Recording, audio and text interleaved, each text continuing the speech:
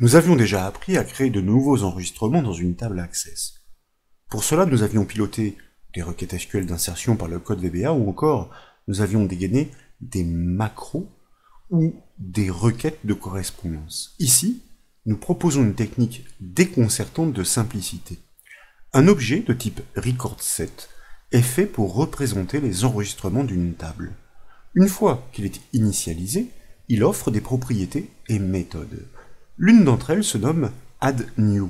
Elle permet tout simplement de créer un nouvel enregistrement en précisant les informations de ces champs. Pour démontrer cette nouvelle solution, nous suggérons d'appuyer l'étude sur un formulaire conçu pour créer de nouvelles entrées dans une table. Et comme toujours, cette source est offerte au téléchargement depuis le site bombache.fr. En consultant le volet de navigation, vous verrez que cette base est faite d'une table et de deux formulaires. La table archive quelques clients très simplement renseignés avec leur nom et leur date de naissance. Le formulaire fclient, très simplement restitue ces informations en mode tabulaire, comme vous pouvez le voir ici.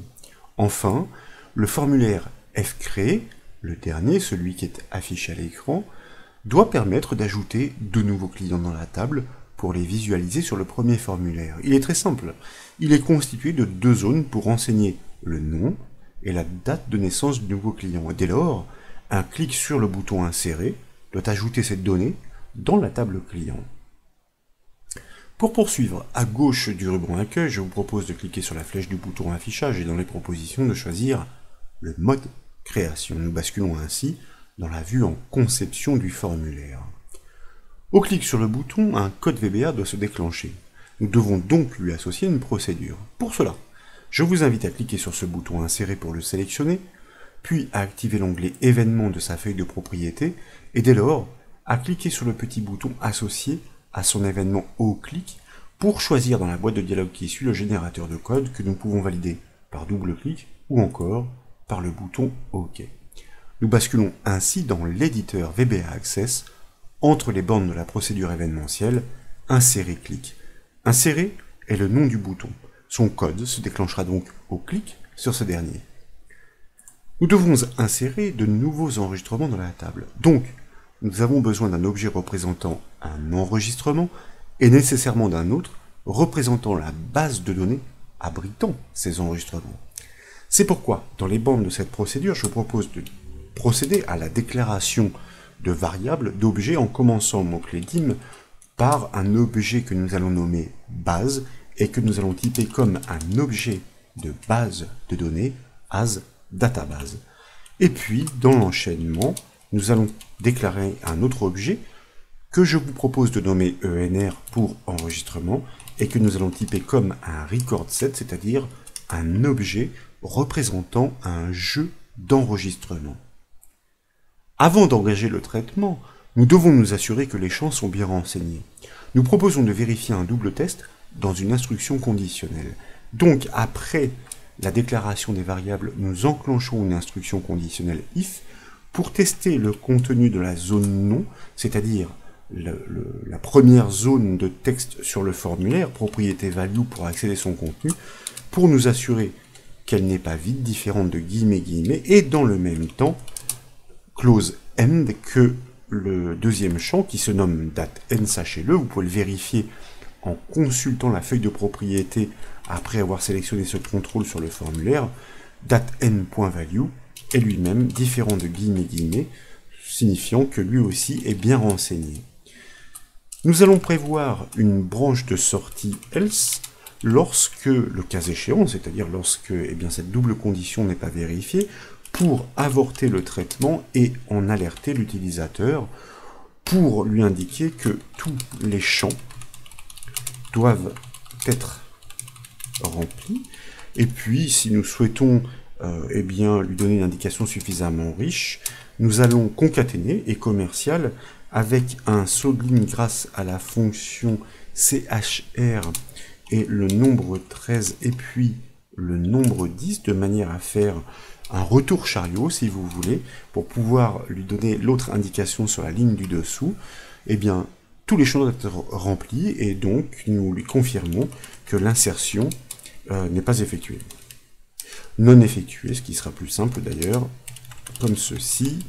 Et tant qu'à faire, sans faute d'orthographe, nous pouvons fermer les guillemets, et puis nous pouvons eh bien poursuivre.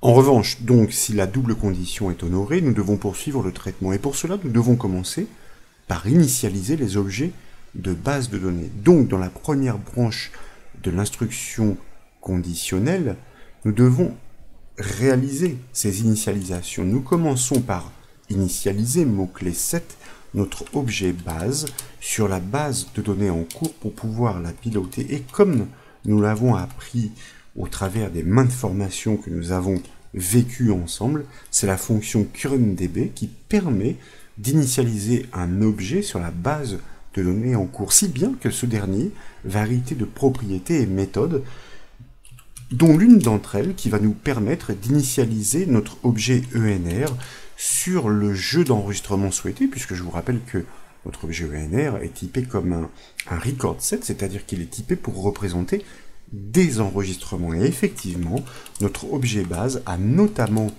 hérité de la propriété Open Record Set pour accéder, ouvrir des enregistrements.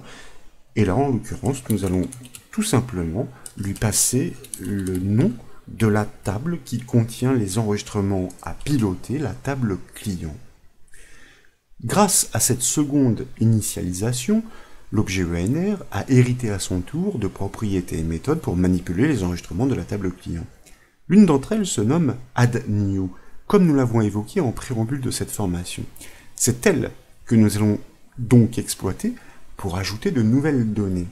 Et pour cela, toujours dans la première branche de l'instruction conditionnelle, mais à la suite du code, nous allons créer un bloc with sur cet objet ENR de manière à pouvoir énumérer les propriétés à régler et les méthodes à exploiter, en commençant par sa méthode addNew, comme nous l'avons annoncé à 2 reprises, qui va, si vous voulez, permettre d'ouvrir un canal en mémoire permettant de configurer les données à insérer dans la table. Pour cela, nous allons pointer donc, grâce à la collection Fields, sur le premier champ de sa table, qui est reconnu, vous pourrez le constater, même si nous l'avons ouverte, cette table, vous n'avez peut-être pas eu le temps de le remarquer, le premier champ se nomme CLNOM, celui qui est après la clé primaire.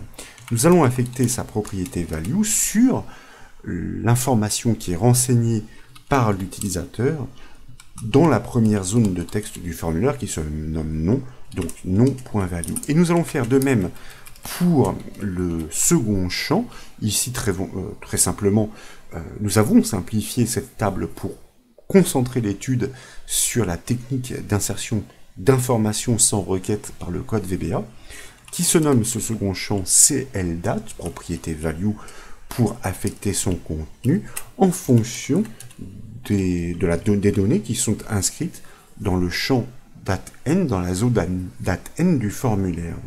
Suite à cela, ce canal, ces paramètres qui sont réglés en mémoire grâce à la méthode addNew, eh bien nous souhaitons maintenant les insérer officiellement dans la table, et donc nous allons le confirmer en déclenchant la méthode update, la méthode héritée, update, de notre objet ENR. Pour finir, car nous en sommes déjà à la fin, effectivement, nous ne devons pas oublier de fermer et de décharger les objets une fois l'insertion, update, réalisée, afin de libérer la mémoire de l'ordinateur. Donc, nous nous plaçons après le bloc with, mais toujours dans l'instruction, la première branche du if, c'est-à-dire dans le cas où effectivement nous réalisons une insertion. Tout d'abord, nous allons déclencher sur notre objet base la méthode close, et puis nous allons réinitialiser mot-clé 7, nos objets en commençant, pourquoi pas par l'objet ENR, à nothing, afin de le détruire, lui et le suivant, c'est-à-dire de le sortir de la mémoire. Et le suivant, quel est-il? Eh bien, il s'agit de l'objet base. Et puis, eh bien, il est de bon ton d'adresser un message de confirmation à l'utilisateur par le biais d'une fonction MSGBox, comme par exemple, le client a été créé avec succès. Et tant qu'à faire, si nous pouvions ajouter une petite icône qui permettrait, si vous voulez, eh bien d'agrémenter cette présentation, une icône d'information, eh bien nous pouvons lui passer en deuxième paramètre l'argument, la valeur VB Information. Il ne nous reste plus qu'à tester ce code VBA. Pour cela, je vous propose tout d'abord, bien sûr, d'enregistrer les modifications, de basculer sur le formulaire Access, de l'exécuter pourquoi pas avec la touche F5 du clavier, de renseigner les deux champs en commençant par un nom, et ensuite de saisir une date de naissance, constater que comme il s'agit d'un champ typé au format date, que vous pouvez utiliser un petit contrôle calendar. Vous pouvez aussi très bien taper une date de naissance au format date, c'est-à-dire avec des anti-slash séparant les jours, des mois et de l'année. Donc ici, nous pourrions dire par exemple 16-04-1991, nous cliquons sur le bouton insérer, nous constatons que le message de confirmation apparaît, le client a été créé avec succès. Qu'en est-il? Si nous double-cliquons justement sur ce formulaire F-client, nous constatons qu'il est effectivement enrichi d'une dernière ligne que nous venons fraîchement d'ajouter. Le client Duff, né le 16 avril 1991, et en préambule de cette formation, nous avions remarqué que ce formulaire n'était constitué que de 3 lignes.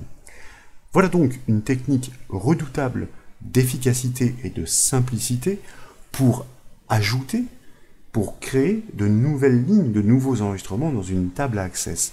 Pour finir, une remarque est importante. Nous devrions bien sûr tester l'existence de l'enregistrement avant inscription afin de ne pas générer de doublons. Mais ce n'était pas la vocation de ce sujet. De plus, nous avions déjà monté une solution à ce sujet et le lien est donné dans le pas à pas détaillé sur le site bombache.fr. Quoi qu'il en soit, j'espère que cette nouvelle astuce vous a plu. Si c'est le cas, comme toujours, je compte sur vous pour mettre un petit j'aime à la vidéo et comme vous le savez, vous pouvez retrouver toutes les astuces et formations sur le site bombache.fr. Je vous remercie.